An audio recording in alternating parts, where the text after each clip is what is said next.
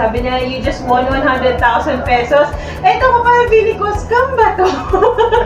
Tapos talaga sabi ko sa kanya, mali mo naman, bigay ni Lord, di ba?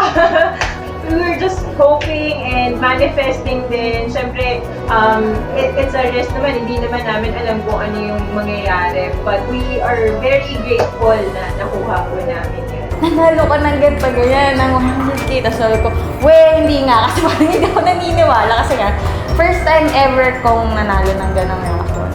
Sabi ko, okay yan, pangdagdag yan sa budget. Lahat talaga ng magagandang supplier na kukuha din sa fair, at least alam mo na maaasahan mo siya. Tapos, nung hanggang sa nakita ko yung post niya sa Facebook, tsaka may friends din kami nagsabi na kami daw yung winner. So, doon namin nalaman na kami yung winner.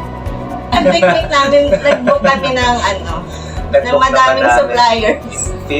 Pinuli paid namin para marami siyang Raffle and more chances of winning. Siyempre, kung para sa inyo talaga yun, is ibibigay talaga yun sa inyo.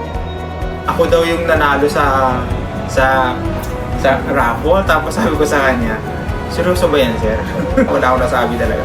As in, ngiti lang, siguro ngiti ko abot hanggang tenga talaga. Bridal fairs are one way para kahit pa paano matapyasan yung budget ninyo. Kasi yung mga potential wedding suppliers ninyo, so may mga ino-offer silang promos o freebies na pwede nyo makuha.